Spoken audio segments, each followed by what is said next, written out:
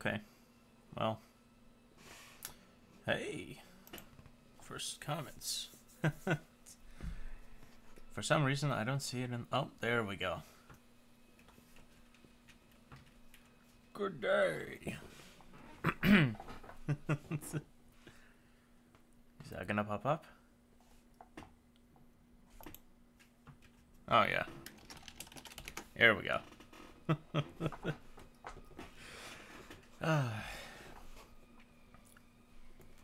So I have finally ported the game to C++ from BASIC, the Dream Temple project. So what I'm gonna do, this is a really small game compared to Artag Rise. So what I'm gonna do is I'm going to put this game up on Game Jolt for like $2-3 as a prototype, or call it the Game Jolt early access, basically, so that it could make some money. And I'm gonna start off with the concept art for the actual stages. While right now, let me just pop this project open. While right now, I've gotten down the player movement and the basic generators. Basic generators. Ooh, no money. Yep. Absolutely no fucking money in my pocket. My part-time job's not really making a lot of headway in terms of pushing my other projects for music, for, you know, I'd like to be able to hire somebody to do sprites for me, and textures and whatnot. So, you know, $2-3, you can skip on your coffee once a day, or daily coffee for a day, and I'll get this project going. So I've gotten shadows for this project to cooperate pretty well, and I've gotten this project fully functioning now instead of basic to do C++. So now it's not running in the app game kit. AGK, as in over here. Instead of doing basic, I've converted this to C++, which thankfully they had a video on how to do that. And there really isn't a whole lot to it. It's just putting the AGK colon in front of every function, watching the function start with the capital letters, and just watch your variables. Like if it's a float, I gotta put them declaring like this. For loops look a little bit different, but for the most part, everything else is pretty much the same. But I'm actually excited about working on this in C++. So I figured I'll post this on Game Jolt, and you know, it'll act as like an early access. I'll get some spare cash to progress my other projects. Who knows? Maybe if I'll get enough, I'll actually be able to hire a sprite artist to do some to revamp the tiles in Artag Rise. And when it comes to modeling, I know you said you do modeling, but I want to do modeling myself because it is a skill that I myself want to develop further. Same thing, I want to try to voice the one single character that's going to be in this game. So this right now, this is basically just kind of a placeholder, so to speak. I like playing this in full screen. Oh, shit.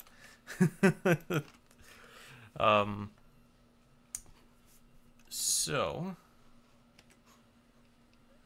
what I'm gonna be doing now is I have maybe like half an hour for this live stream. I'm gonna start on some concept art for the actual levels, And we'll progress with whatever we can do. I'll probably do quite a bit of concept art for this. You can do texturing. As I said, I am gonna be doing everything myself here because it's just what I want to do for this particular game, at least. Oh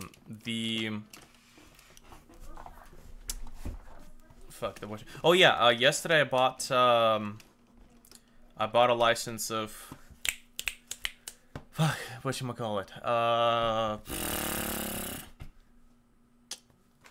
I bought a license of Substance Designer, so I can actually paint proper texture maps now, in order to, you know, have proper texture maps and normal maps and specular maps on the 3D object. Because as you can see right now with these objects, it's just a diffuse map, which kind of looks okay from the distance, but once you get up close, like this, you can kind of see where it's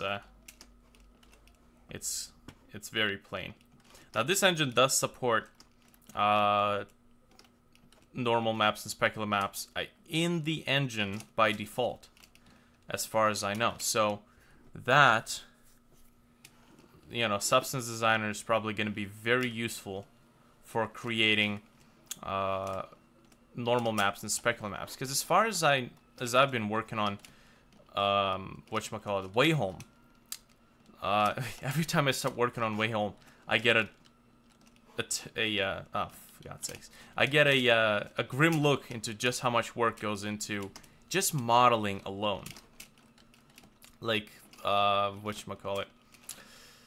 normal map creation is a bitch and a half, or at least it was a bitch and a half in itself, until I discovered this tool called Mindtex, which basically took your diffuse map, so your basic diffuse texture, and it automatically generated your specular map and your normal map, which is not, it's not the best way. Wow, well, I failed that very poorly.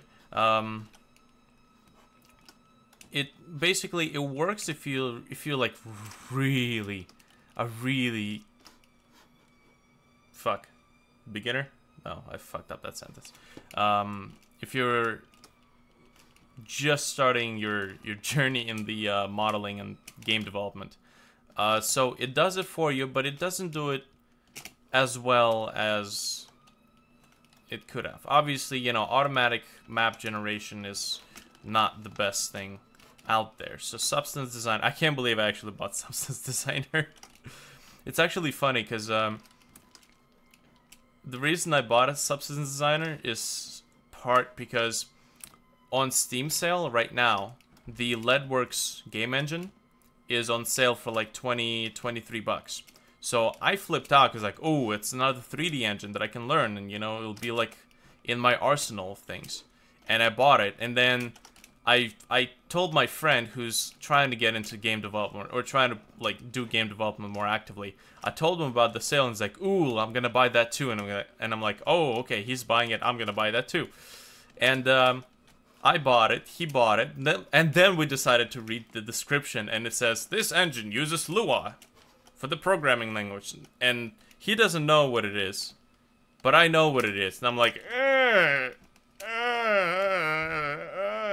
no, and just slowly navigate myself to the refund page, and I refunded, I returned the fucking engine, to Steam for a refund, but I refunded it into my Steam wallet instead of refunding it into like my PayPal or my credit card. So now I have 23 bucks in my Steam wallet, and I'm like, yeah, okay, well, okay, fine, it's just 23 bucks. Then I decided to pull the trigger on the shader pack for this engine, which was this is like a list of very standard shaders that you usually find in every single game. Things like whatchamacallit, things like ambient occlusion, which by the way doesn't look good, but it has things like depth of field. There's a water shader you can play with and adjust it to, you know, fit the style of your game. A whole bunch of stuff. There's actually quite a few useful things. But when I was purchasing the shader pack, I wasn't fucking looking. Instead of purchasing the shader pack, I purchased the the fucking visual editor for the levels, which is fucking good for nothing in 3D games, right? So that was 35 bucks. And I'm like, okay, guess it's time to refund this thing too. And again, I refunded it to my Steam wallet by accident. So now I have 55 bucks or something in my fucking Steam wallet. And I'm like, I am not spending this on video games. No, fuck that. And then I realized Substance Designer was on sale from like 170 something for 112. So I'm like, it's another 55 bucks. But you know what?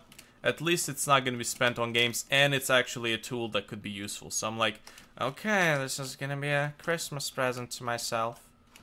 You know? I was actually looking for a reason to buy Substance... Not Substance Design, Substance Painter. Because I needed the creation tool, not the effects creation tool. So I was looking for a reason to buy Substance Painter for a while. And when I saw the tech demo saying that the Substance Painter has like integrated communications with Unreal Engine, as in like you can paint in Substance Painter and it's going to automatically update in Unreal Engine, that was impressive. And I'm like, okay, good investment. So yeah, man, with the purchase of Substance Painter, I am going to be doing the textures because I actually want to learn how to do the textures. And I'm going to be doing the modeling. So, you know, and I'm pretty sure that,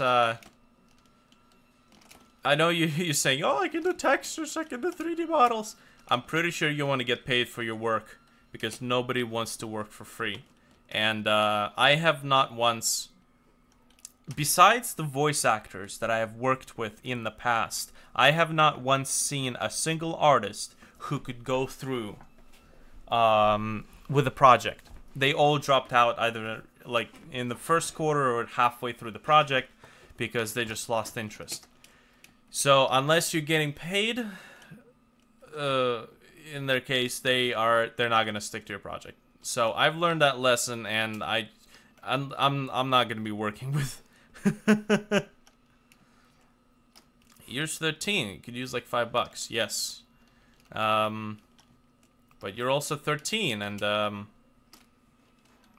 I would have to see your portfolio. I'd have to see the kind of work you do. So yeah, I gotta put this game up on Game Jolt. I can't believe I reached the top now. Whee! And then enter, and it's gonna generate a new level, so it's all randomized. Oh, thanks.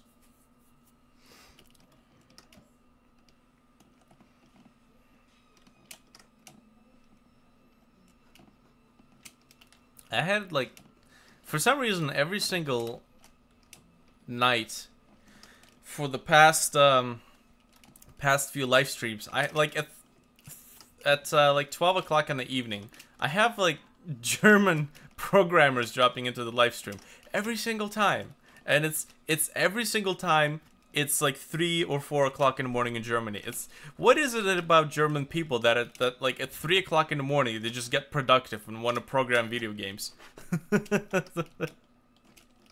I mean, it's good, you know, whatever gets the ball rolling, but it's just like 3 in the morning.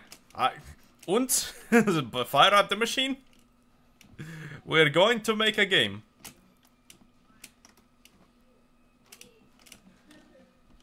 Jawohl. Oh god. Anyways. Yeah, man, but realistically, I have absolutely no desire to make free games right now. There's, you know, there's no sense. There's no sense in it, you know? The only people who can afford to make free content are people who are well off. That's when they have the freedom. Being able to make free content is a luxury because it feels good. Because, you know, you're just making stuff for the sake of making stuff. But when you have things like bills and things like debt, bills, and making sure you can survive on your own in like 5 years and move out, yeah, it's not, you can't really be working on too many projects just for the hell of working on too many projects. So that's what I'm doing. Man, I love soaring just through the air. This would be interesting. When this game is done, I'll probably have it up for like $10. So consider this tech demo to be early access on the thing. Get me some motivation, man. Need some motivation. That sweet juicy motivation. There's this whatchamacallit, there's this Twitter account called For Exposure. It's the most hilarious Twitter account I've seen to this date. It's basically every single developer who's ever wanted to get free labor, like, oh yeah, can you like do some modeling for me? This game will be popular, man. This game will be popular. You'll get exposure, man. You'll be super. This game will make you fucking bomb, man. A whole bunch of horse shit. Oh, come on. So, yeah, you can't spread exposure on your toast. And you should see that. Look up the Twitter account that I'm talking about for exposure, because you'll quickly start seeing the state that the general artist scene is. You see the excuses these project developers say. It's like, you should be happy. You should be happy because you get to work on the game for the sake of working on the game. You should be happy. Bunch of idiots. Unless it's like Steven Spielberg. Or what's his face? Who's the guy who directed like Transformers? Who's the guy who has movies with all the explosions? Fuck, I can't remember.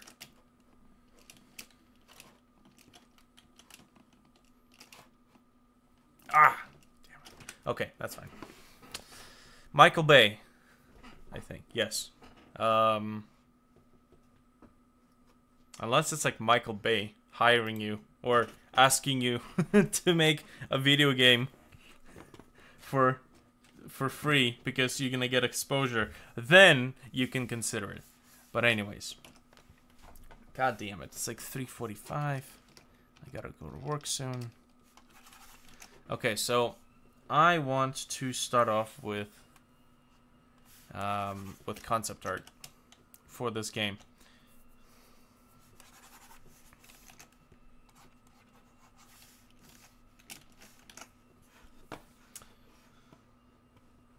Profile pen. Let me look it up. I think so.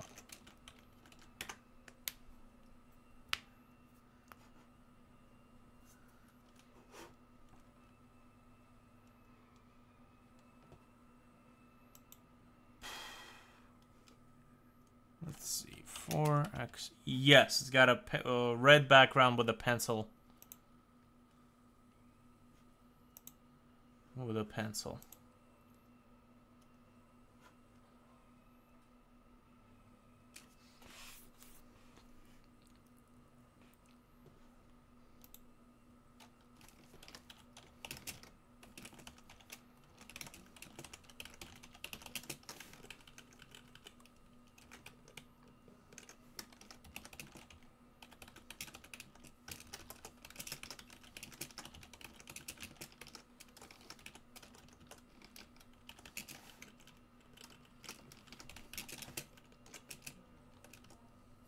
It does look kind of dumb. What's even dumber are the posts that this user shares.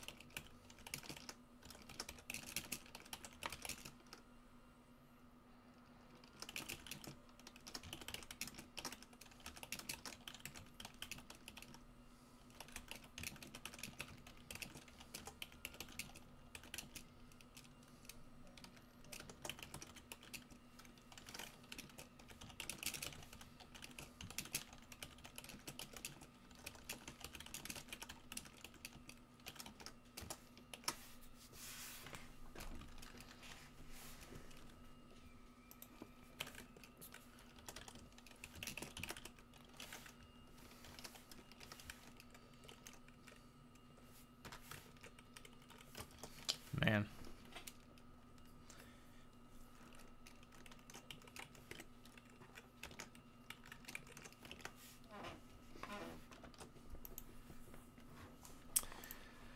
Okay, so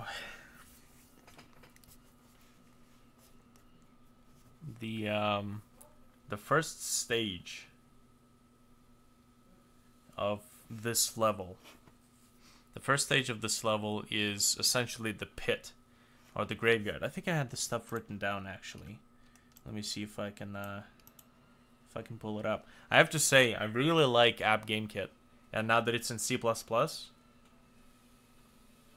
I'm actually quite amazed. I can do in App Game Kit things I couldn't really do in Game Maker Studio without a whole lot of additional programming.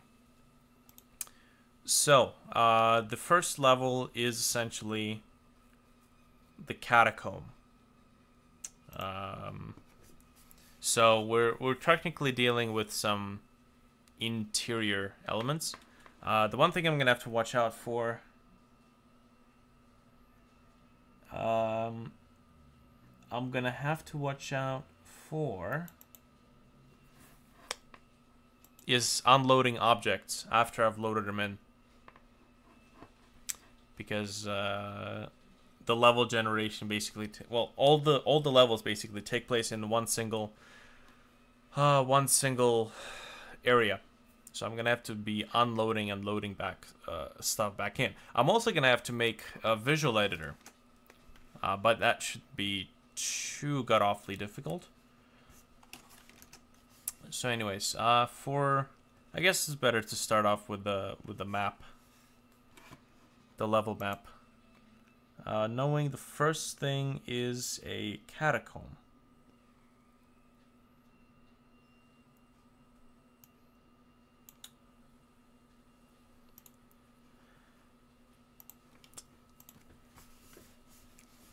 Okay, so the destination of we're technically always going up, so because that's way more challenging than going down. So we essentially enter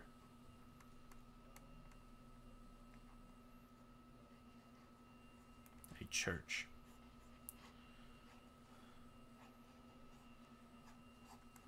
And I know I have the reference images actually for this.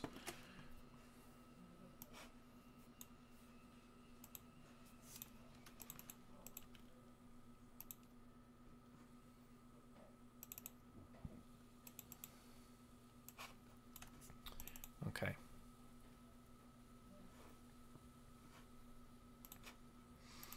And I'm going for more Victorian architecture for this. Oh yeah, my second screen is fucking destroyed. Always on top. Let's do that.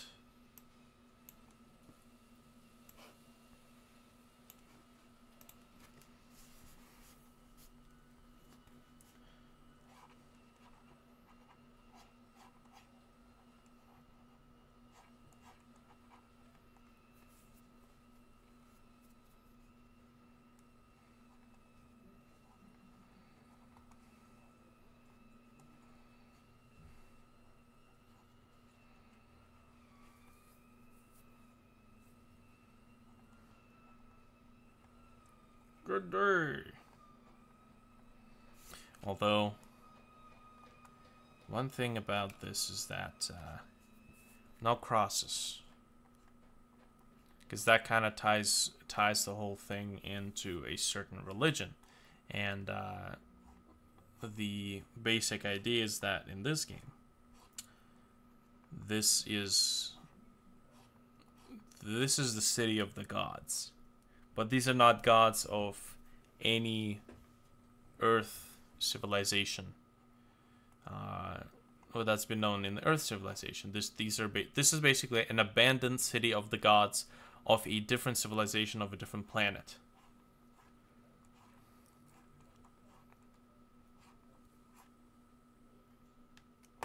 So it's not about triggering idiots. It's about not tying it into anything earthly. Because the basic idea here is that you appear in the city of the gods, but it's kind of like when you think when you go to heaven. Heaven is an earthly concept, right? So, for example, for people, if there was a civilization on Mars, of civilization that has never had any communication with the people of Earth, they would have no idea what heaven is because it's not in their culture. So I had this interesting idea of making this as a city of an abandoned city of the gods that was abandoned due to some sort of a cataclysm, and the NPC is basically the last remaining servant that was essentially left or that got stuck in this world, who wasn't really able to evacuate, and he's been stuck in this world for the past something thousand of years.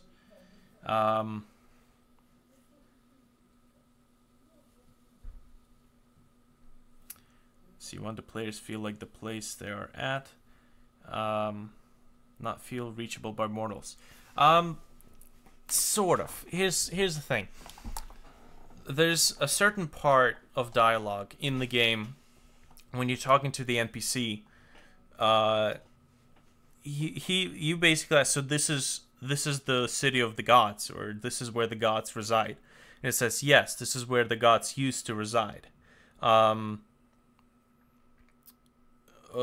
We watched over some planet, some civilization, and then the player has a option to ask, does my planet also have a city of the gods? And the NPC has to say, we're not allowed to say anything. We're not allowed to say that, or we're not allowed to divulge that information, so to speak.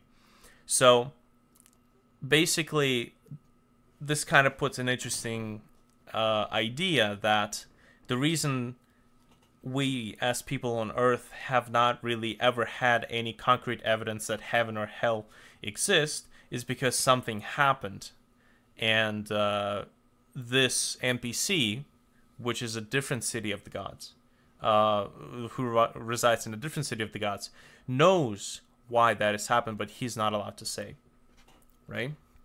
So the reason this city was abandoned, and the reason why Earth does not have a direct proof that heaven or hell exist, they're two different reasons. But that's just, that's a little perk.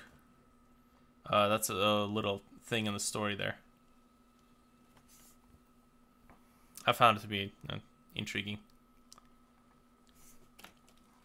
So the backstory of this city is that it was abandoned during some sort of a cataclysm, and during the evacuation, the NPC, who's one of the many servants of the gods, got stuck, and he was left behind.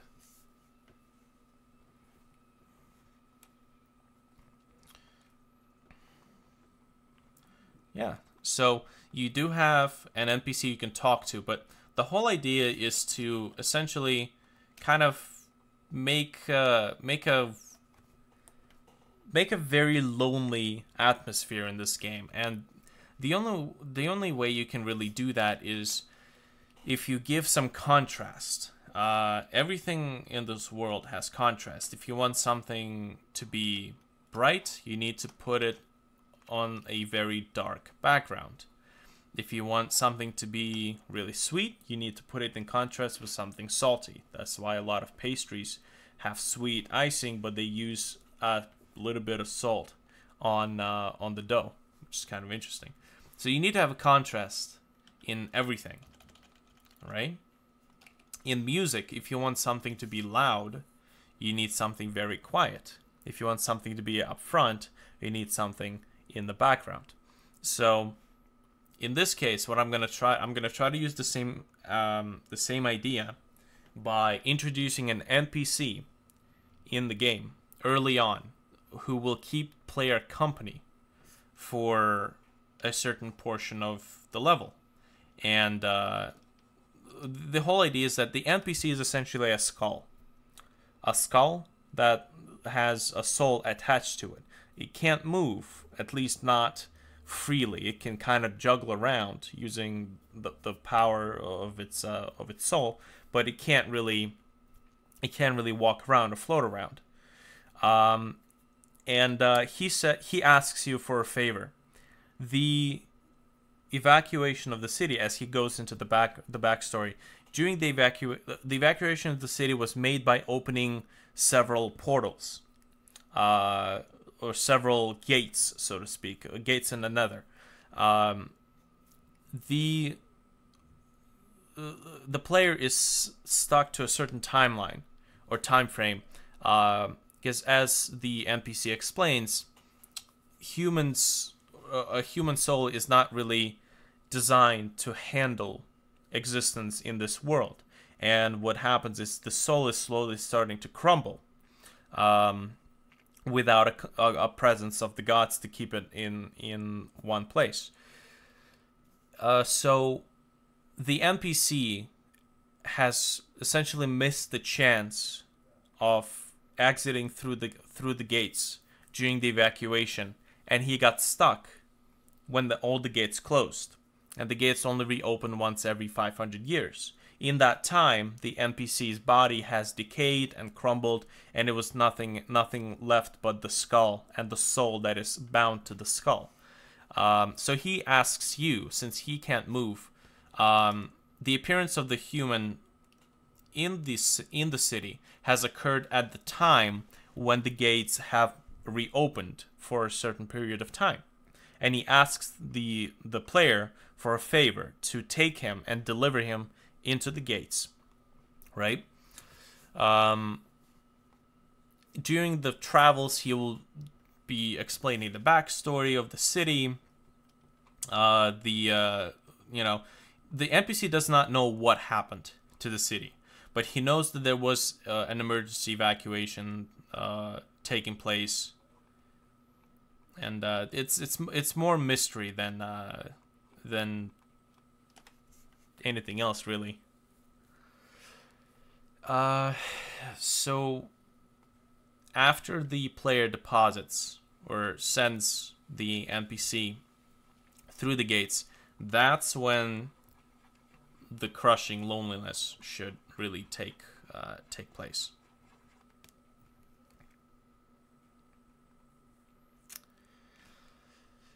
So yeah, this is basically the idea in a nutshell.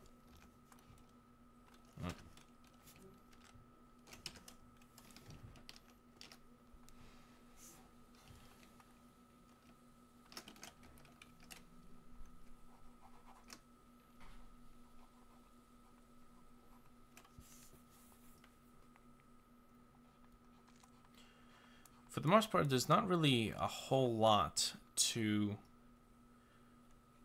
the game itself. It's really just a platformer. So for the most part, all the labor is in the 3D models. And the mechanic itself is more or less already in place. The collisions might be just a tiny bit wonky, But I have a feeling that if I'm gonna make the collisions a little bit more constrained, it might actually get in the way of the general sense of freedom. The fact that you can actually go through the mesh a little bit, like over here. Technically, you're not supposed to be like, normally you wouldn't supposed to be able to. Let's say let's do something like this actually. Oh, okay. So technically, you're not supposed to be able to jump through that, but you're able to, right? Just because it feels a little bit more free. Because if you'd have to, some people might see it as, you know, like a challenge, but maybe at some point I'll have an ability, I'll have the an option to redo the collisions, but for now it works for the most part. Like that, you know, you just kind of traverse through the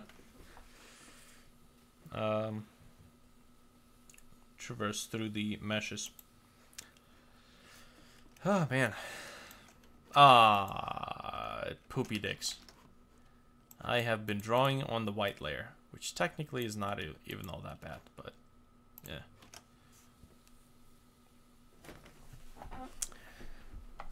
Yeah, the collision doesn't really slow down the game. There's a bit of a thing, there's a bit of a problem of going up an incline. I'm gonna have to figure that out a little bit, because you're not, if there's like an incline, you just kind of go straight through, but you don't go through the mesh, you just kind of stop.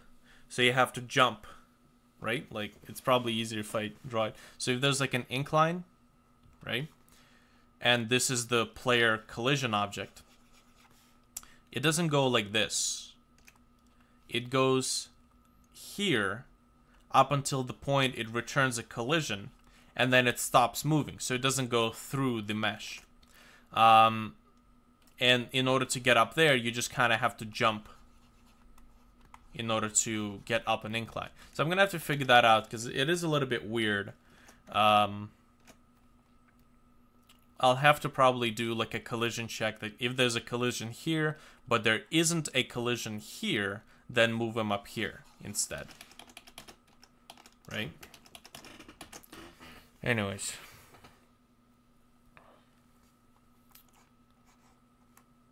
Okay, so technically there are the catacombs. So the catacombs are mostly interior levels. Then there is an exterior portion, which means floating bits of geometry, just like in the game. And essentially these are zones, really. You'd have to kind of traverse. I'll have to design these chunks in Maya. And these areas where the geometry is non-generic, non-generic. So let's say the church, or the cathedral that you're supposed to reach in the first stage, as well as the catacombs. Those are like environmental levels, and they're non-generic, so they're stationary. They're stationary meshes, and those are the ones you usually cannot really jump off of, just so that you couldn't just walk up to a wall and just go up the wall to reach your destination. Shit. Well, what was that, 40 minutes for this live stream? Haven't really done much except explain, and I have to go to work now. See, this is why I'm trying to sell these games, right? So that I could stay here and work on these games, right? Instead of spending the next 5 hours and getting my $50.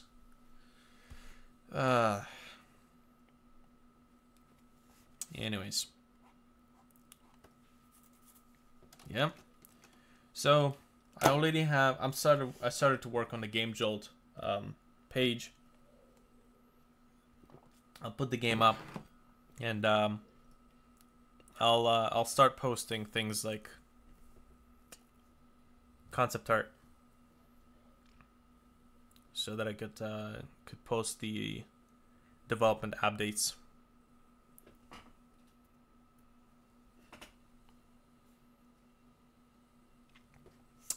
Yeah. So anyways, I'll keep this open. I'll continue. Let's see, today 4:30. So it's gonna be 9:30 by the time I get back from work. So I'll probably